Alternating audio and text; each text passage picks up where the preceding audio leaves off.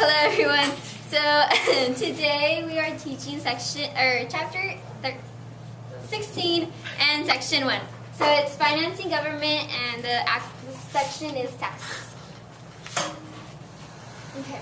So this is a quote or an excerpt coming from the Article 1, Section 8 and Clause 1. So it says, to lay and collect taxes, duties, imposts, and excess to pay the debts and provide for the common defense and general welfare for the United States. And so it goes on.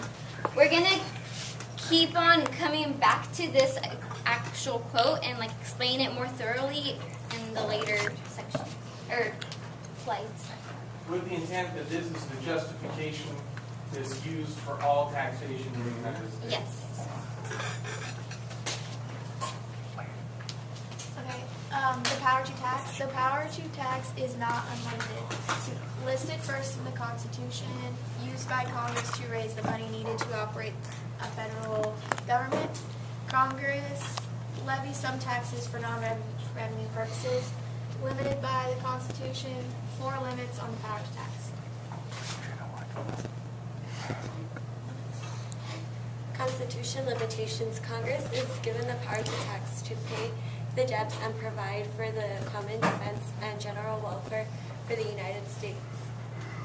This means that Congress is only allowed to levy taxes for public purposes, not for the benefit of any private interests. Prohibits. Let me stop you there for a minute. Can you distinguish between public purpose and the private interest? Yes. That would be a public purpose? Yes. And what would be something that the Founding Fathers would definitely not want focused on a private interest using taxes for? Because this money is coming from society, everyone, the public, pretty much. So the stuff that they're going to pay for is going to be for the public, specifically because it's the public's money. Give me an example of abuse, where an example of a private interest that would be an abuse of that taxpayer money. Didn't the video we watched give a list of how it was used for Didn't we watched was it a Stossel where they read a list of how senators used some money for their divorce attorneys and a bunch of random stuff. So if they use, I would be mad if they tax me and then they use the money to get themselves a fancy sports car or something. Yeah. Yeah, absolutely. And you'd be justified in being angry, right? Yeah.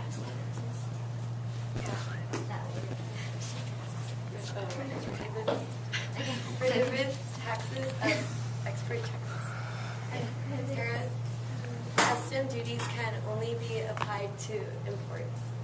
Though Congress cannot tax exports, it can be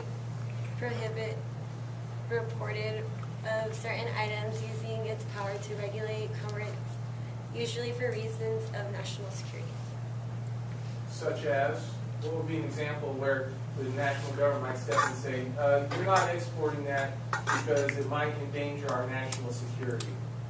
Like if it's or something. Yeah, or if they're giving if they're aiding another country with firearms and stuff. Wouldn't that be Okay, selling weapons? military hardware that's our frontline defense. We wouldn't want Iran, for instance, having our top of the line F-22 Raptors in the air. Would we? Could we get a lot of money for those? Yeah. Would they be used against us? Number 3, direct taxes must be equally appropriation amongst the states. So direct taxes must be proportioned according to the state's population. And direct taxes rates must be the same everywhere. And taxes cannot be given on governmental functions of the state and local governments. Since wealth is not evenly distributed amongst the states, a direct tax laid in proportion to the population would be unfair. The tax would fall more heavily on residents of some states than on others. Number 4 is Article 1, Section 8, and Clause 1. And it's the same quote where it says, all duties, imposts, and excise shall be uniform through the United States. This means that all direct taxes levied by the federal government must be set at the same rate in all parts of the country. So people in California should be paying more federal taxes than someone in Montana, right?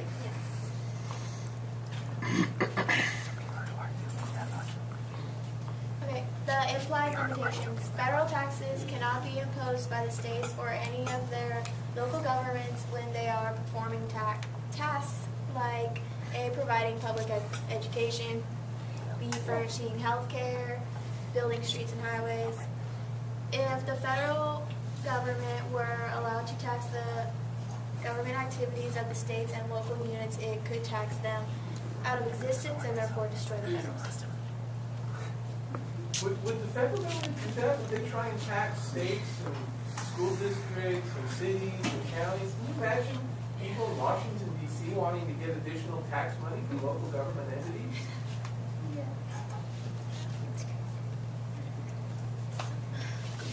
Current federal taxes. Authorized by the 16th Amendment in 1913, Americans pay several kinds of federal taxes. Largest source of federal revenue, income taxes. Income taxes are levied on each person's yearly earnings. It is flexible tax because its rate can be adjusted to produce whatever amount of money Congress believes is necessary. Progressive tax means the higher the income, the higher the tax rate. And an annual tax return is a form that shows the tax owed. So we've got the next, it's already heating up. If you guys love, if you're news junkies, political science junkies, you know that the 2016 presidential elections are firing up, both in the Democratic Party and the Republican Party, right? Okay, so let me ask you this question. In the past several presidential cycles, if this subject always comes up, the idea of a flat tax or a proportional tax, the idea that everyone, regardless of how much you earn, should pay the same percentage, with the argument that, couplefold, A, you wouldn't need the IRS and all the tax code that the Congress spends all sorts of time on every year, and which no one can even follow because it's so thick and long. And B, it would be easier to get the taxes because everyone pays the same percentage. There's no question. Okay, but that would be different from our current tax structure, which is the progressive tax structure, where the more you make, the more you earn, the higher the percentage you earn. Could you argue for and against these two tax systems? Yeah, Sorry. If everyone pays the same, like if it's like a big percentage, then someone with low income, they're kind of out of luck because then they have to pay more than people who make more. Wouldn't it be? So it'd be you're kind- arguing it for wouldn't and against? Well, against it. It seems like it would. I don't know, that it should be like with a progressive tax. People who make a lot, they get taxed a lot, so it equals out in the end. So if everyone's paying the same, then people who have more money will end up with extra money, and then people with a little bit of money it might be harder for them to pay that. And they'd be kind of in debt. Would that make it worse for them? You just argue for it. But if you were the It seems like it presidential would. candidate, what would you say? And a reporter says to you, Ms. Slate, are you for a progressive tax rate or a flat tax rate? Tell us why. And you would say, I'm for the I like the progressive tax rate. because. Everyone, it seems more fair like that. Because if you have low income, then you get like a smaller tax to be paying, and if you have high income, then because you have more money if you make a lot, and if you have a little bit of money, then they can't provide for their family because they're paying all that tax. Okay, and so they would say you want to maintain the status quo. Yeah. Okay. Would anyone argue differently than Ms. Slate, the presidential candidate? Would any of you argue for a flat tax? it would be more equal to everybody else. And like, yes, they have more money, or the wealthy do have more money, but they can also have that money and use it for building or making their business or whatever it may be like bigger, so they can make more jobs. I don't know. Like, it can just it goes both ways. Like, there's pros and cons in each, and it's just.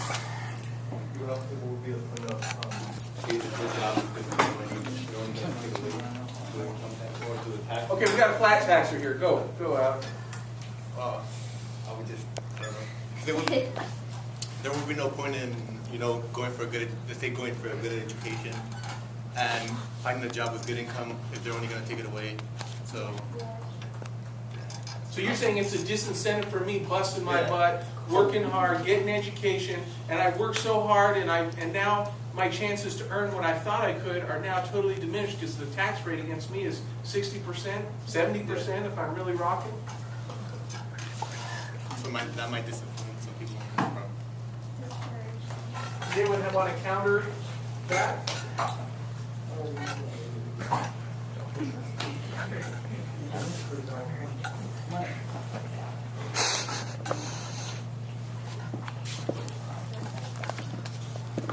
The individual income tax. Taxes collected on each person's taxable income, which means it is basis one's total income from the previous year with certain exemptions and deductions. So exemptions are excluded, is adjusted to account for inflation each year. Deductions are allowed for the cost of Medicare, most states and local taxes, except sales tax, interest paid on mortgages, and charitable contributions. Tax return, a declaration of income and exemptions and deductions that he or she claims. Employers are required to withhold a certain amount of each employer's paycheck and send it to the IRS. What if Haley, you're not employed by someone else? What if you have your own business, like a sole proprietorship or a partnership? How does that play into the collection of individual income taxes? There's different forms depending on corporation itself. Don't they tax corporations? Well, but let's say you're right. There is a corporate income tax. But let's say I'm talking about myself, and I have my own business. I have a landscaping business, okay? And so I know as an individual I'm making money that year, and I have to pay taxes. No, there's no payroll tax. No one's taking it out of my checks, so on a monthly basis. So how do I pay my individual income tax? When do I do that? I could do it quarterly. If I'm smart, I'm probably doing it quarterly. I do have another option though. What if I don't want to do it quarterly? When taxes are due. What's the problem with waiting until February, March, or even April to pay my taxes for the previous calendar year? It might be a lot. That would be a lot of money, wouldn't it? Yeah. So if you're smart, if you're employed individually, you would probably, even though you don't have a payroll tax, if you're smart, you would set aside some each month or each quarter to, and refund if employers withheld more money than the employers owed in taxes, or pay if employers held too little. And just a note for you guys, some of you may already know this. If you have had a job in the summer or if you work during the year, you'll notice that when you sign your W-2, you can put how many deductions you want. You know what I'm talking about? Yeah. If you don't, when you get your Because job, if you don't put that many deductions, then, or you have to pay more in the end, or you don't get as many tax returns. so what's the ideal number of deductions, Haley, to put in there?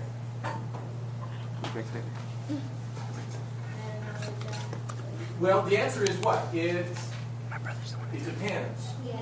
Do you have a spouse that you're taking care of? Do you have children? Do you have rental property? Do you have a business where you have business deductions? The ideal number, and this is not, I'm still struggling with which, I change my deductions sometimes on a yearly basis because depending on what's going on in my life, I don't want to turn over too much money to Uncle Sam because otherwise he sits on it until April 15th, well, until I submit my tax return. And if I let him use my money, he's not going to give me any interest for giving him the money. He sits on it. So then some people get so excited because they say, oh, I got a tax return. But you really don't want a huge tax return because that means that's money you could have used to be what? Investing in, some sort of, a stock, a bond, a mutual fund, a money market mutual fund, a CD. And by the same token, you don't want to come up at that tax year time and say, oh crap, I got to come up with X number of dollars. So the sweet spot is what? To have Uncle Sam owe you nothing and you owe Uncle Sam nothing. If you can do it that way, you guys are really financially savvy. So this is a fun fact. April 15th of every year is tax day. And on this day, taxes must be filed online or mailed to the IRS. What if this doesn't happen, Lupe? What's the consequence? Don't you get a penalty? And I guess you can say the IRS hunts you down. Yeah, and by the way, you ought to know, some people don't realize this, the IRS has the power to freeze all of your financial assets. They also have the ability to go into your accounts and take out money. They also have the ability, if you have a job, to garnish money from your current job. They can garnish from your check. They have a phenomenal amount of power. So you really want to make sure you do your taxes the right way. Do not try and cheat the IRS, because some people say, well, I haven't been audited in years. If the time comes, though, and they audit you, they can go back. I've been told by a CPA, you should keep records at least back 7 to 10 years, because they can audit you not just for the previous year, but for multiple years back. So it's best to be honest and upfront. Do not play fast and loose with the IRS, because it could come back to hurt you. And their penalties, they can attach some serious penalties. A lot of money you have to pay back to them. Mm-hmm. And they'll get it. If you have any money, they will get it.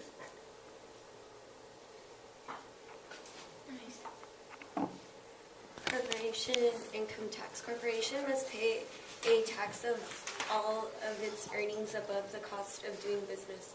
Most complicated of all federal taxes because there are many deductions allowed. Churches and charities don't have to pay corporation income tax because they are nonprofit organizations.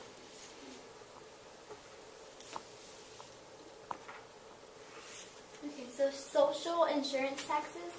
Social insurance taxes funds 3 programs: the old age, survivors, and disability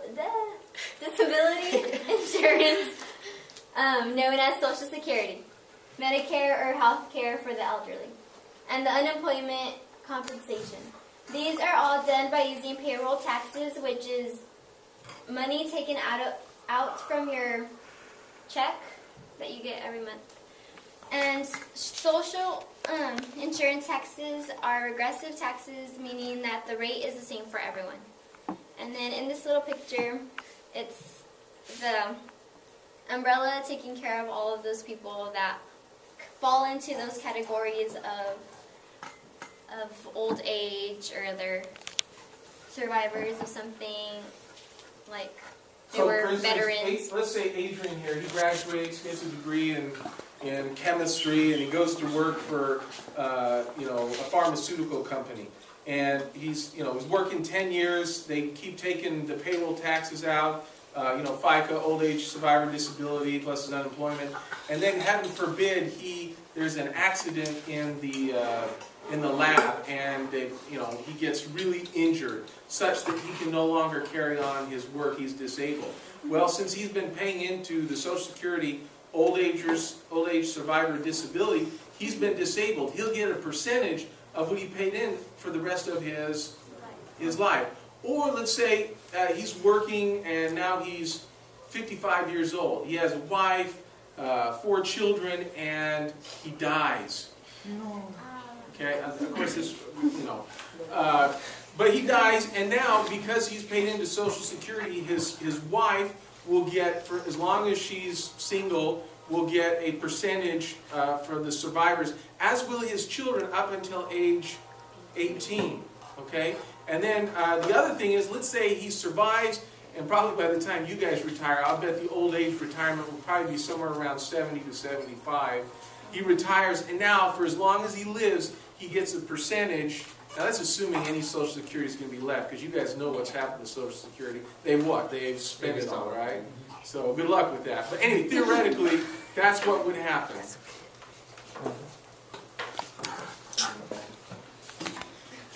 Fake smiles. Types of taxes. Congress places an excise tax on the making, selling, and using of certain goods and services. Hidden taxes, because excise taxes is collected from producers who make the final consumer's price. Luxury taxes imposed on things you want but not life's needs. Sin taxes imposed on tobacco, liquor, and gambling. All this is imposed on today's gasoline, oil, tires, tobacco, firearms, telephone services, and airline tickets, etc. And estate tax must be paid on the assets of a person who has died. Now that's a relatively new phenomenon, right? The estate tax.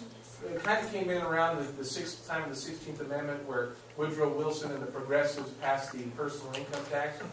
The real problem with the estate tax, especially for you guys that live in the Central Valley, for farmers, is what? If a farmer now dies, it used to be back in, prior to 1916, if you had a farm and you died, you simply what? Pass that farm on to your son. Now, if you die and you want to pass that farm on to your son, well, because why? You are assessed on the value of the land, you're assessed on the value of the tractors, all the real property equipment, and if you can't come up with the cash for Uncle Sam, you're going to have to sell that. And usually what's been happening to these farmers is they sell them to developers, for strip malls, for apartments, for homes, and then that's land that's no longer going to be in production for farming. And so that's a problem both for individuals and families, as well as what? The community and the nation, because we need that food. So this is a real issue with a lot of people here in the Central Valley. I want you to be aware of that. People who have gifts over $11,000 in 1 year are subject to a gift tax. It was created to be a loophole to allow people to avoid giving away money or property before death. Because some people tried to get around the death tax, and what they would do is, if they knew they were dying, they'd what? Just give everything to their before they died. So Uncle Sam says, no, you can only give away so much each year. So, unless there are attorneys now that a lot of farmers now have figured out, and others who have a significant amount of property or money or jewelry, they'll create these things called estates. And so it's a way to kind of protect your property and your assets from a lot of Uncle Sam's death tax. Do they still get some? Yes, but it helps to shield somewhat. Custom duty is a tax laid on goods brought into the U.S. from another country. So it's kind of like tariffs. You import stuff that are taxed. Taxing for a non-revenue purpose. Power to tax is to raise revenue. Other purposes is to regulate or discourage activity that Congress thinks is harmful or dangerous to the public. Federal law states that only those who hold a valid license may legally manufacture, sell, or deal. Licensing is a form of taxation. Supreme Court first upheld the use of taxing power in Inc. versus Fano in 1869. Congress created national paper money system, provided single sound currency for the country. In 1912, Congress used its taxing power to destroy part of domestic match industry, and Congress can't use its taxing power any way they wish, but afraid bounded by the Constitution. So, Steph, are you saying that the Congress and the President can actually use the tax code as a way to manipulate people to certain behavior?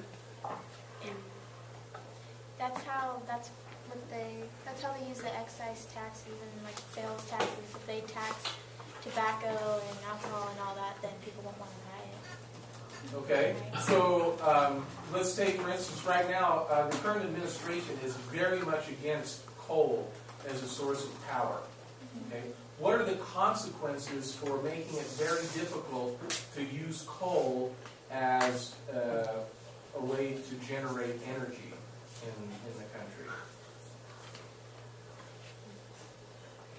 All of the coal factories wouldn't really have a job anymore if they're trying to eliminate it, which means that you have to go towards other like options, which is like solar energy and all these different types of energy, which may or may not become cheaper. Like, They'd be better, but they'd still be more expensive. yeah. Is that it? I think that's it. Yep. Thank you.